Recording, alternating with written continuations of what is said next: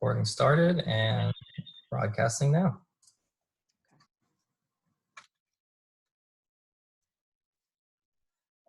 Hello, everyone, and thank you for joining us for this virtual summit presentation, Corequisite versus Traditional English Composition Courses.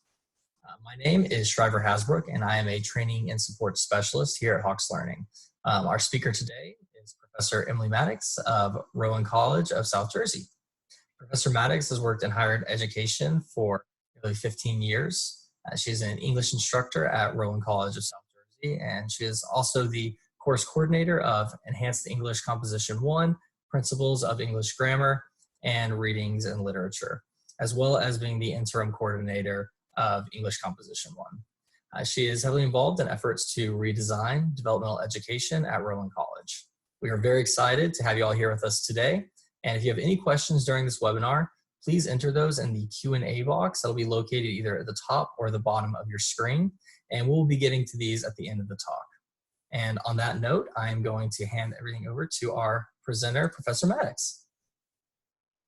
Hi, everyone. Thank you for joining me today as during these uncertain times. I'll talk to you about the history of how we moved from traditional developmental education to the co-requisite model. And I'll talk to you about the structure of those courses and how they were designed and what benefits they have for students and for faculty as well, and for the college as a whole. And then I have some best practices that I've learned over several years of doing these classes. Okay, all right, so brief history. Rowan College isn't too different from most other colleges in the country. We've had a long history with developmental education. We used to have 3 tiers of developmental English and 3 tiers of developmental reading. I'll talk more about English, but we also had tiers of reading as well. The first tier focused on the sentence level. The second tier was really more for the paragraph level. And then finally, the third tier was for the essay level. And then obviously a student would be in 4 semesters of English before they even finished English Composition 1 if they tested into the sentence level course. And of course, there's a lot of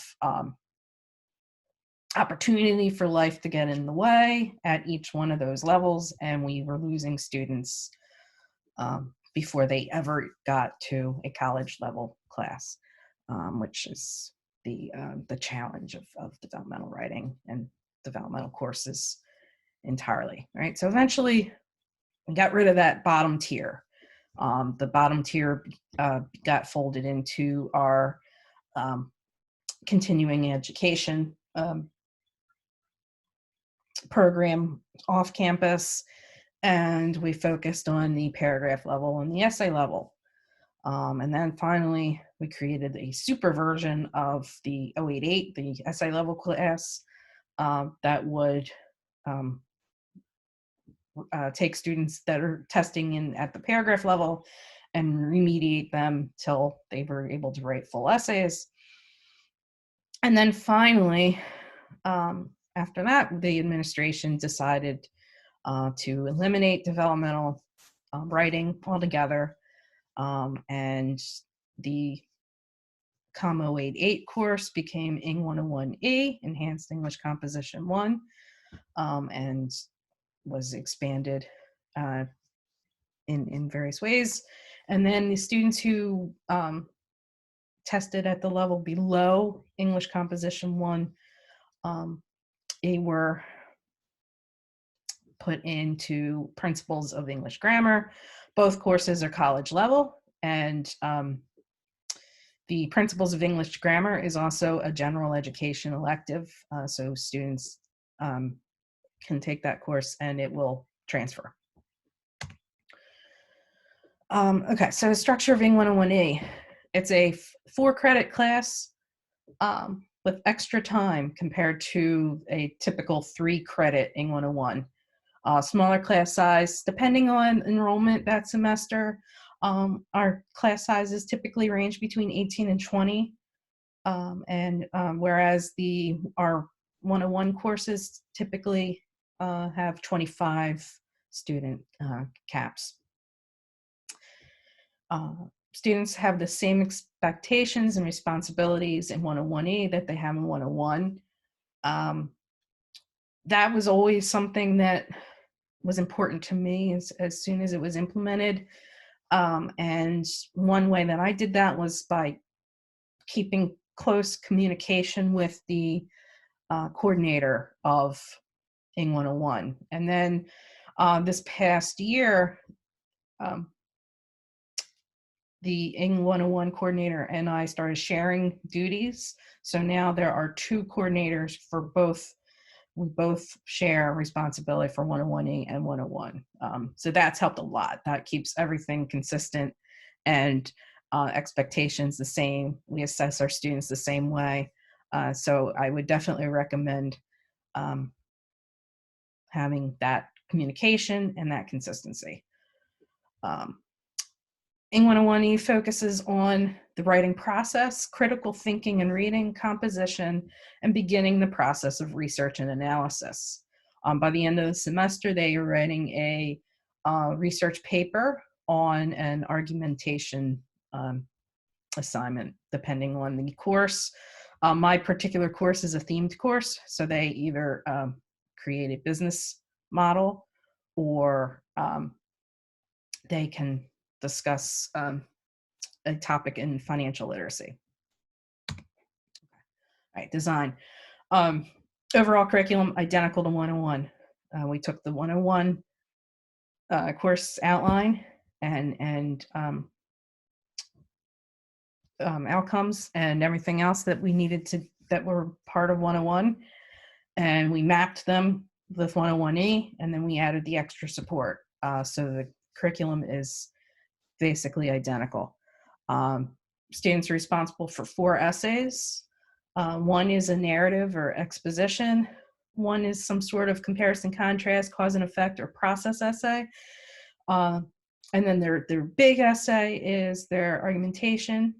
And then they have a common in-class single source response essay. And that serves as the department's assessment for all students in 101 and 101A. And then Ing 102, which is the next level, they have this similar assessment for that as well. So there's a lot of consistency between what we do in 101 and 101E and what the instructors in 102 do as well. We've played around with different textbook options so that there we have instructors have the option of using the Hawk courseware, and we also have various textbook options. Instructors are responsible for choosing any supplemental readings, and then we have an oral presentation that goes with the argumentation essay. All right, some benefits. We have a lot of flexibility because we have extra time. So sometimes that's time that I need to spend with grammar. And now that I have a grammar diagnostic through Hawks, I know that my students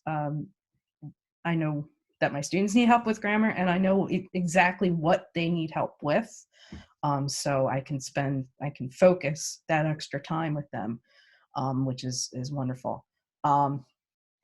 Another benefit is the range of ability levels, because the students are determined which class they end up in based on how they score on one test. So sometimes we have students who are at the higher range of testing abilities and probably would excel in the 101 as well. And then we have students who are at the very low range. So it's nice to have that range, and students can help each other work together. And by the end of the semester, the goal is for everyone to make it out. And by and large, they do make it into the next course. If they show up and and put the effort into their work. The students who fail either never show up or show up but don't turn anything in for grade. So those are really the failures. Very few students fail who tried. And then the other benefit really for the student is the financial. Instead of paying for 3 classes before they even get into the college level writing class, they're paying for 1 class, or maybe 2 if they're taking the grammar class. But that is, and they are treated as full college students from the day one, at least in the writing area. So the credits count towards graduation. So there's a lot of benefits for that in terms of what they're spending, what they're getting out of it. And emotional. I think when students are placed in what were traditional developmental level courses, they felt like they were developmental and they acted like they were developmental. When they find out that they're in a college class and they're being treated like adults and being held to higher standards, they rise to that occasion, and by and large. So that is something I noticed immediately when we switched from 088 to 101A. We noticed that change in the students.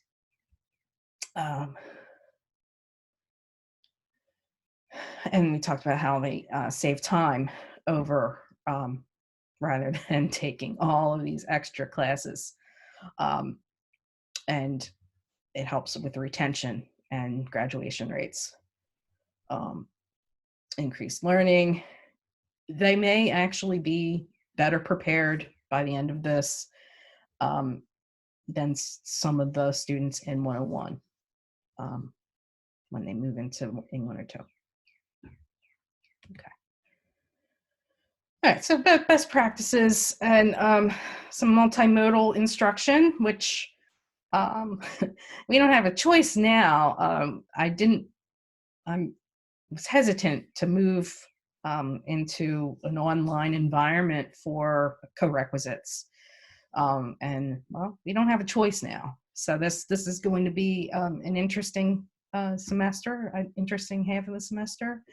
And some of the changes might stick forever, and some it'll be a learning experience, I think, for a lot of us. But see, these are some of the tricks that I've learned over the last several years of having this type of class. All right, so first, I avoid long lecture. We know that active learning is the way that students learn, so I try to keep my lectures down to a minimum. I try to aim for like a quick TED Talk like discussion, not as good as TED Talk, but that length of time in keeping in with the attention spans of students. Socratic questions can be effective in small doses. It really honestly depends on the class. I have some students, I'm teaching 4 sections of Eng 102 now. I have 2 chatty classes that they, in a good way, chatty. I'll ask a question. I'll have at least 4 students who want to answer it, and then they'll build off of what they've said, and we have these engaging conversations. And then I have 2 classes that are blank stare classes.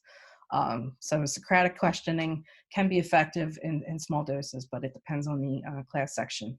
And then I've just started this past semester, which is going to be super helpful when we move into a fully online. I've started a bulleted list of every responsibility that students have, and I post it on Blackboard. And so I'm going to share that. Okay. Now. Okay. All right. So it looks like this. This one was over a span of several weeks because I had a lot of different activities happening. So I will write a message, to the students in the first paragraph. And then I have all the due dates listed here, everything they're responsible for, what they're reading, what they're writing, if they have courseware due, what I want them to get out of the module, and then additional instructions down below.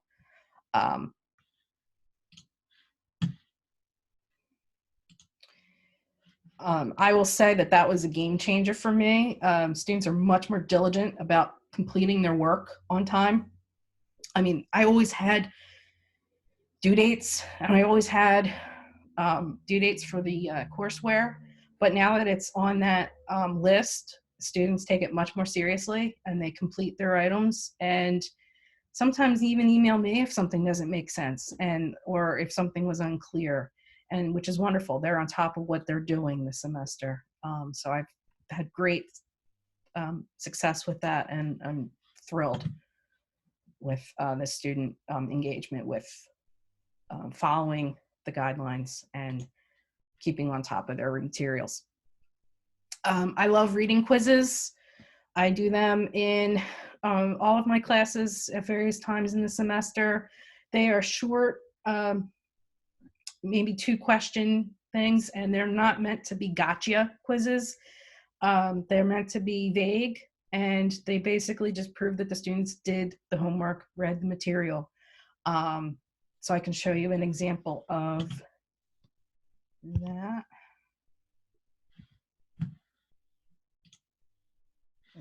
Not that one. Here we go. All right, so this one was on a reading called College Professors Give Themselves a B in Financial Literacy. And so I asked a question like, what did you get out of that reading? All right, so if they read it, they have an answer to it. If they don't have an answer to it, they haven't read it. And then I always try to have like an opinion question or something on there too, to get them to think critically or engage with the material. And so the average scores for those are hundreds. I don't even necessarily care if they were correct. I just care that they prove that they did their homework. So that I give a lot of quizzes throughout the semester. They're very low stakes, typically about 1% a piece. And then I give so many that a couple of them at least end up being extra credit. So there's a lot of room to play with those. So reading quizzes are wonderful tools that you can use in really any type of class. We review the courseware. I've heard mixed things about doing that. Basically, I'll break up the lecture and I'll reinforce key concepts. We'll go through the Certify together as a class, and meeting with my students during conferences last week, I heard that a lot of them like it that we do that, because then they go home and they do it for real as part of their grade, and they feel much more comfortable that way. So reviewing the courseware, it can be helpful if you use that. I love low stakes writing exercises. It gets students thinking, and it's a great way to use some of that extra time that we have, and get students more comfortable with writing. Some students are very uncomfortable writing, so I usually will put a prompt on the board, and they'll have 20-25 minutes to write it. Usually 1 page, a couple paragraphs, and they get a couple points for that.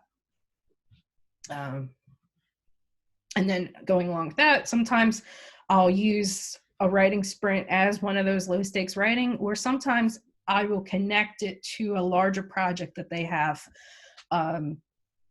Like maybe I'll have them do a pre-writing exercise for their final larger paper. And some of these students really could use help with understanding time management and how to use their time wisely and stuff like that. So I incorporate the Pomodoro technique and talk about it with them, which is basically 25 minutes on a task, 5 minutes break, and then you just keep recycling through that. I use that personally in my life. So sometimes students like hearing those tips. Not everybody uses it, but it's nice to talk about some of the low skills too. It's not all higher order skills. All right, videos. I've been playing around with videos in all of my classes. When used sparingly, they can be really helpful, but it's really hard to get students back into being engaged after a video. So that's something that I'm working with as well in my teaching.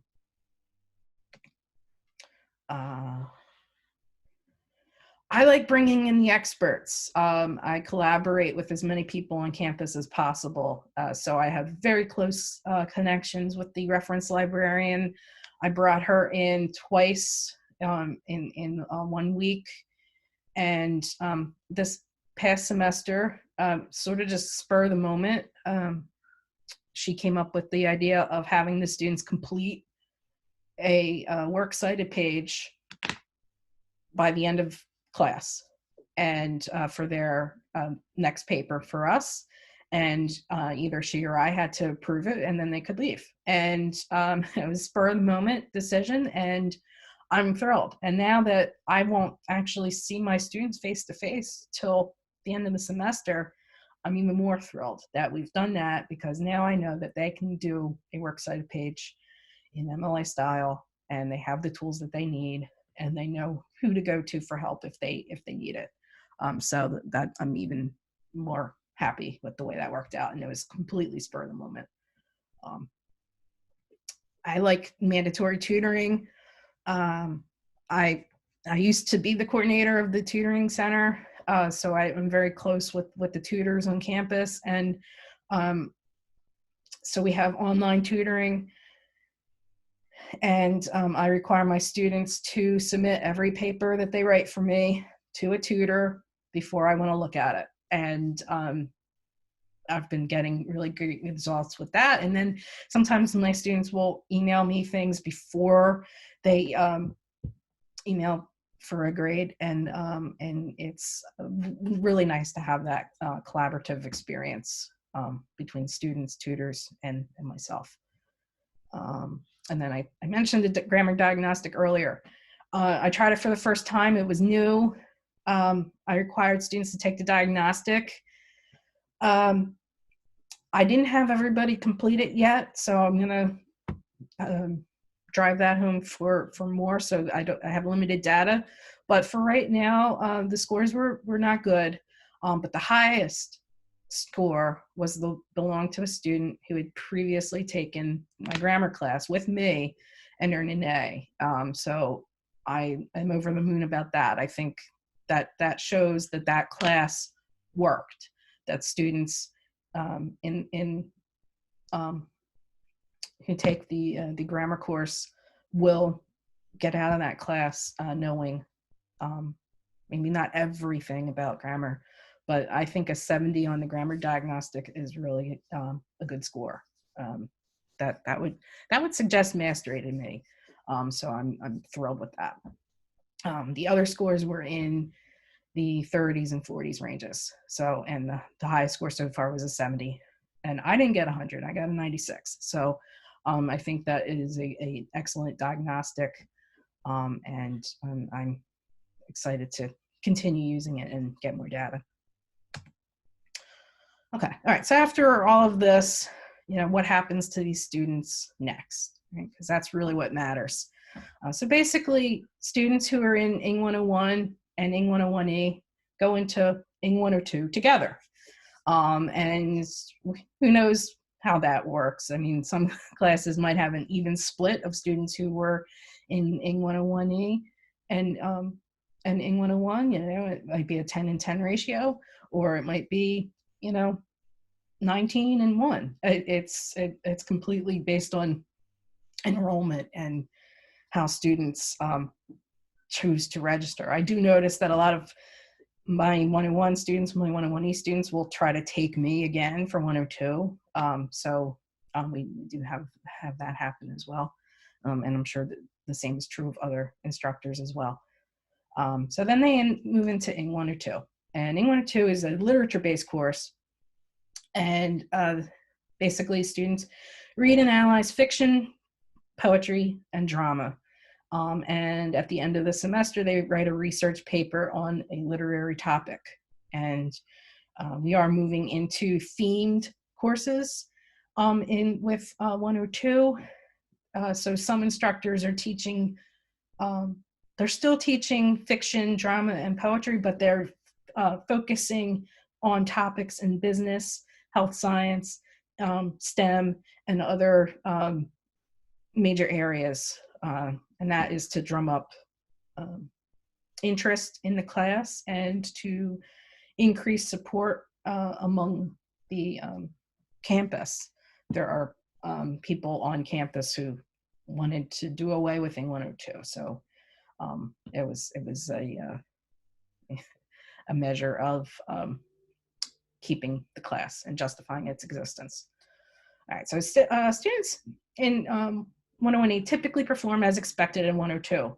If they earned an A, B, or C in 101E, they typically do fine in 102.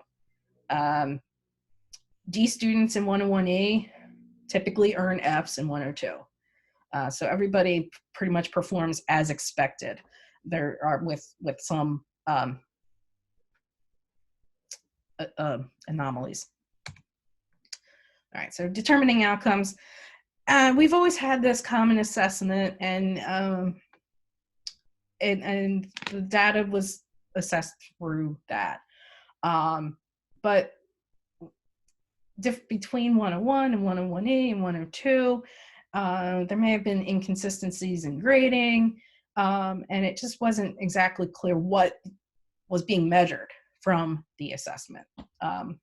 So our solution is that we were finally working with the institutional research department. And we're doing this for 101, 101E, and 102. We're determining a statistically significant sample size for all three of those classes. And at random, the institutional research dean is going to contact instructors, and those specific randomized students will be the ones that their essays are chosen at the end of the semester, and they will be graded. And we'll have 2 readers to grade impartially each assessment. All of the identifying information will be removed, and we're hoping that we will see data that tells us a lot more about where the gaps are between 101E and 101 and 102.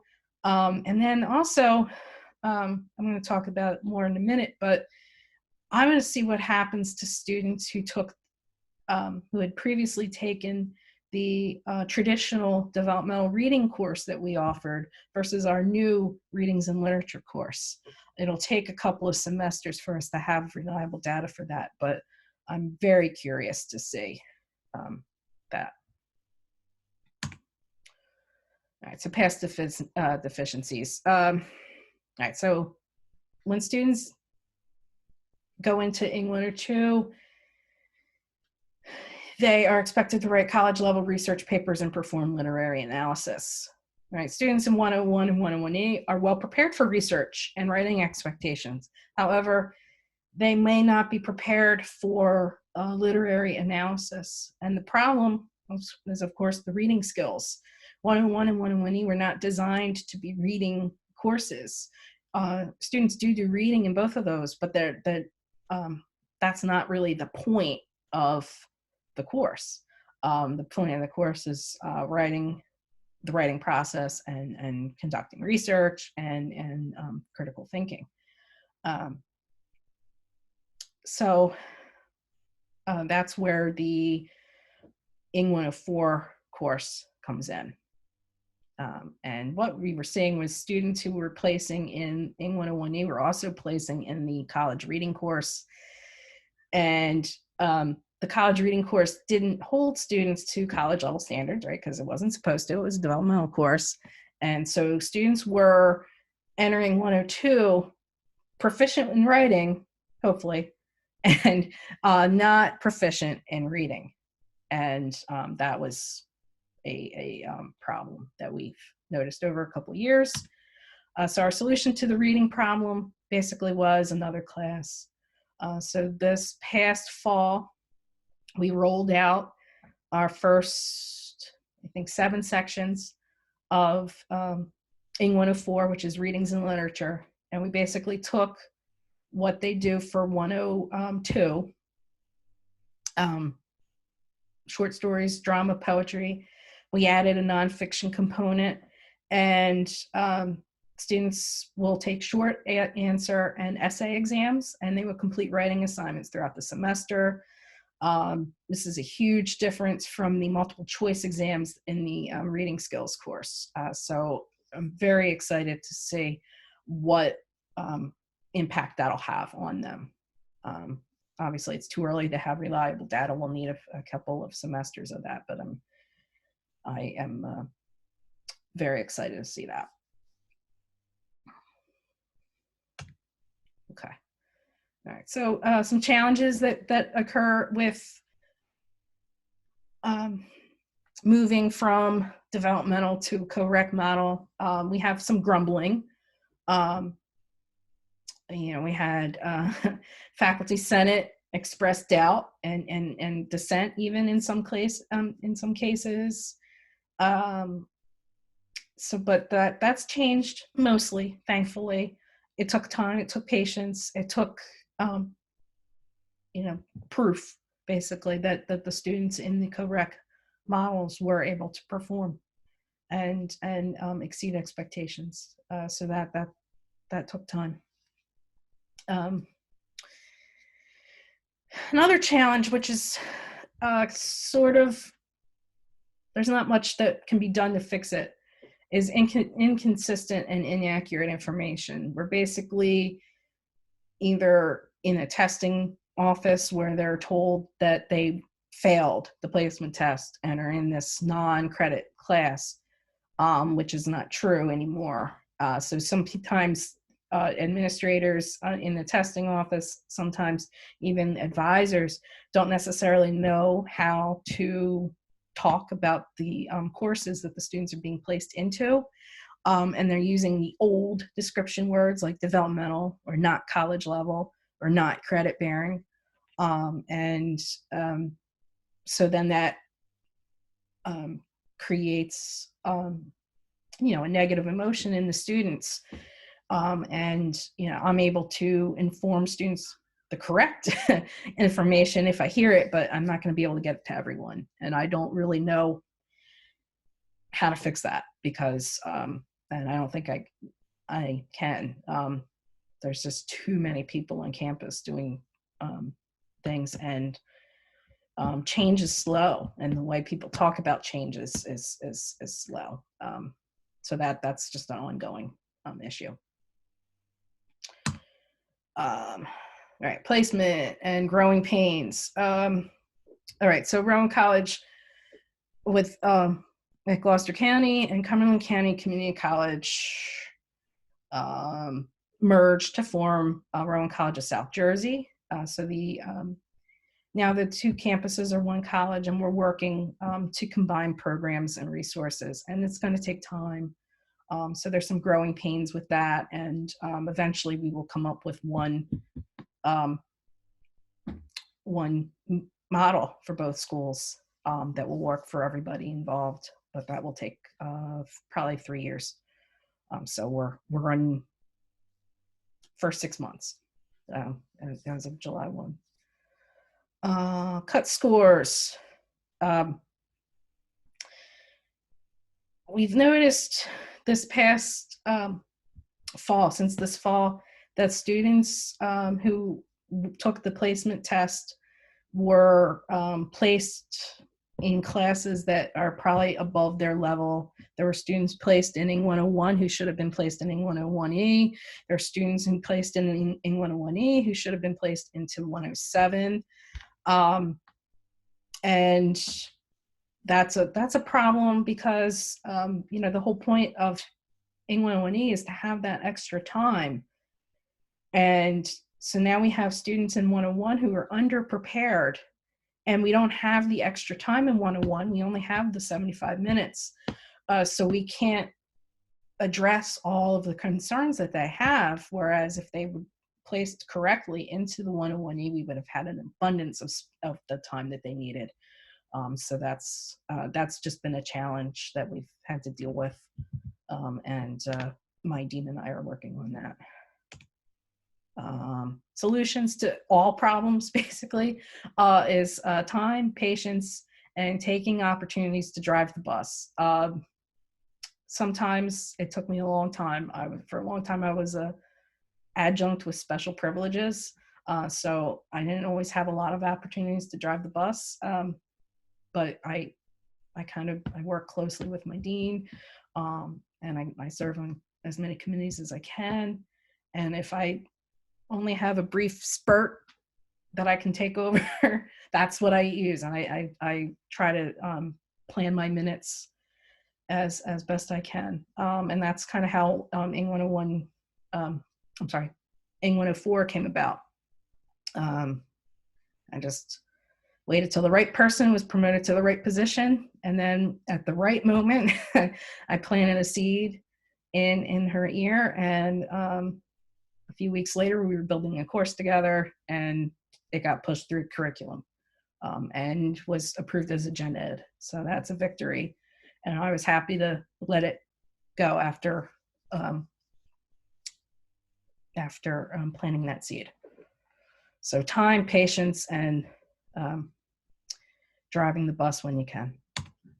Okay. All right. Thank you so much for your time. I'm happy to answer any questions that you have. Awesome. Well, thank you very much, Professor Maddox. So we did have a couple questions that came in, but I also thought I'd mention real quick, if anybody has any additional questions that they'd like to have answered right now, throw them into the Q&A area real quick, and we will get to them if we can. So one question that was asked, Professor Maddox, was, what is the time limit for the E course, so the 101E? They said that they have a 100-101 co-requisite that counts for 5 hours and with 50 minutes on the 100 and an hour and a quarter on the 101. Yeah, so the time limit for 101E, since it's all in one shot, it's a 4-credit class. So instead of an hour and 25 minutes, we have an hour and 45 minutes per session, and we meet twice a week. Okay, awesome. Let's here. One other one that was asked, so you talked at the beginning about switching from having the 4 that were asked, so this is a reference to that. So was there, do you have any specific numbers on the success rates changing from those original setups to the 101 to 101Es that you have now? No, not offhand. Mm-hmm. All right. Okay, well, it looks like that may be it for the questions that we have right now. So I want to say thank you very much to you, Professor Maddox, for your time. Greatly appreciate it. And thank you to everyone who attended. We really appreciate you spending this time with us. If you do have any additional questions, anything that you think about later, feel free to address them to marketing@hawkslearning.com. Or if you want to email Professor Maddox, you can write down your email real quick. But yeah, so once again, thank you all, and we will be emailing out a link to all of the sessions once the virtual summit is completed. So thank you very much. Thank you, everyone. Be safe.